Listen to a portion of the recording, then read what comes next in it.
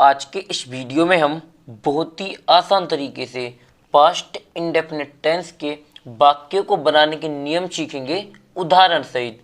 जैसे हमने उदाहरण के तौर पर यहाँ पर दो वाक्य भी ले लिए हैं। हमारा पहला वाक्य श्याम अखबार पढ़ता था और हमारा दूसरा वाक्य तुम बाजार गए। तो इन वाक्यों को हमें अंग्रेजी में ट्रांसलेट करना है।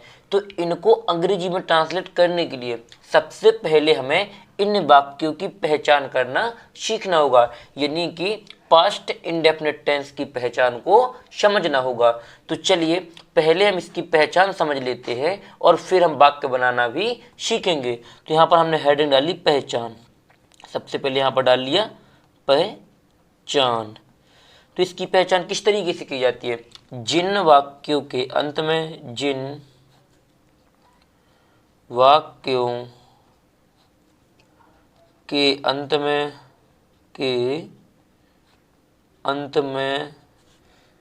या ई ए और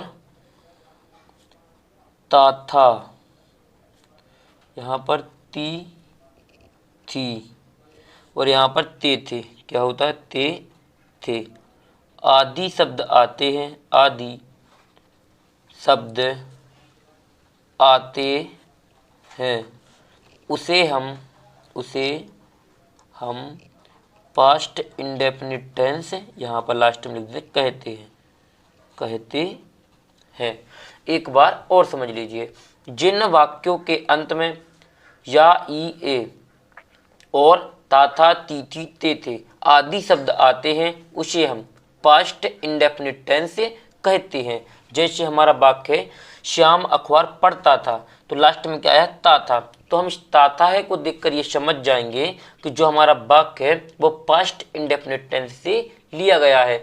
जैसे यहाँ पर तो हमारा ऊपर लिखा हुआ है कि ये वाक्य जो पास्ट इंडेफिनिट के दिए गए हैं, लेकिन यही वाक्य हमको जब एग्जाम में दिए जाएंगे तो वहाँ पर ये नहीं लिख के देगा कि जो हमारा वाक्य है ये किस टेंस से लिया गया है। और यदि आप वाक्य को देखकर उसके टेंस की पहचान नहीं कर पाओगे तो आप वाक्य को बिल्कुल सही तरीके से नहीं बना पाओगे। तो हमें इसकी पहचान पता चल गई कि पास्ट इंडेफिनिट टेंस का यानी कि साधारण वाक्य, जिसे हम हिंदी में अफर्मेटिव सेंटेंस भी कहते हैं, वो वाक्य यहाँ पर लिखे हुए हैं। तो हम इस फॉर्मूले से बना लेंगे। बस आपको कुछ नहीं करना, यही समझ लेना। सबसे पहले इन वाक्यों में हम सब्जेक्ट यानी कर्ता लिखते हैं, फिर मेन वर्ब यानी कि फिर यहाँ पर क्या लिखते हैं? मेन वर्ब की सेकंड फॉर्म होती है और यहाँ पर बाद में ऑब्जेक्ट और लास्ट में फुल स्टॉप लिख देते हैं। तो चलिए अब हम आपको वाक्य भी बनाकर दिखा देते हैं। तो सबसे पहले क्या आएगा यहाँ पर? सबसे पहले सब्जेक्ट यानी कर्ता। तो कर्ता क्या है इसमें? श्याम। तो यहाँ पर लिख देंगे श्याम, SHYA और यहाँ पर एम। फिर क्या आना? हमारी मेन वर्ब। तो मेन वर्ब इसमें क्या? पढ़ता था। तो रीड माना होता है पढ़ना। तो रीड की क्या होती है? First form READ। यहाँ पर देखिए READ होती है, लेकिन इसकी सेकंड फॉर्म भी क्या होती है? रीड ही होती है। तो यहाँ पर रीड आ जाएगी READ। यहाँ पर क्या लिख दिया हमने? READ। रीड मीन्स पढ़ता था। फिर क्या आना? हमारा ऑब्जेक्ट यानी अखबार। तो यहाँ पर द न्यूज़पेपर, क्या होगा? The newspaper. यहाँ पर NEWSPA और PER। यहाँ पर लास्ट में फुल स्टॉप लगाया तो फुल स्टॉप भी लगा देंगे। तो किस तरीके से ना, श्याम रीड द न्यूज़पेपर यानी कि श्याम अखबार पढ़ता था। अब जैसे हमारा दूसरा वाक्य तुम बाजार गए, यानी क्या वाक्य? तुम बाजार गए। तो इसमें भी हम सबसे पहले सब्जेक्ट देखें। सब्जेक्ट क्या है? तुम। तो YOU यू माने क्या होता है? हमारा तुम होता है। फिर क्या आना? हमारा मेन वर्ब, जिसे हम क्या कहते हैं? यानी कि मुख्य क्रिया भी हिंदी में कहा जाता है। तो मेन वर्ब क्या? इसमें गए। तो गो माना होता है जाना। किस चीज में? तो गो माना GO।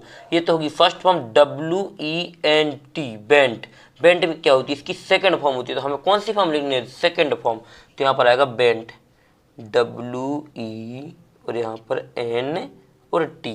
फिर क्या आना? हमारा ऑब्जेक्ट यानी कर्म। तो यहाँ पर दा लगा देंगे, THE और यहाँ पर मार्केट मीन बाजार, MARKET और यहाँ पर लास्ट में फुल स्टॉप लगाए तो फुल स्टॉप भी लगा देंगे। तो किस तरीके से ना, यू वेंट यानी कि यहाँ पर टू भी लगता है, you went to the market, यहाँ पर क्या लगता है यानी गो, गो क्या होता है गो टू। जब भी हम गो लगाते हैं और उसकी यानी कि जो हमारी क्या होता है ऑब्जेक्ट यानी कर्म लिखने से पहले हम टू का प्रयोग करते हैं। तो यहाँ पर वेंट टू द मार्केट यानी कि you went to the market, तुम बाजार गए। तो चलिए अभी आपको इस वीडियो को नहीं छोड़ना है, हम आपको होमवर्क के तौर पर एक वाक्य दे रहे हैं जिसको आपको स्वयं से बनाना है और कमेंट बॉक्स में बताना है कि उसकी सेकंड फॉर्म क्या होगी। तो यहाँ पर वाक्य है, राधा ने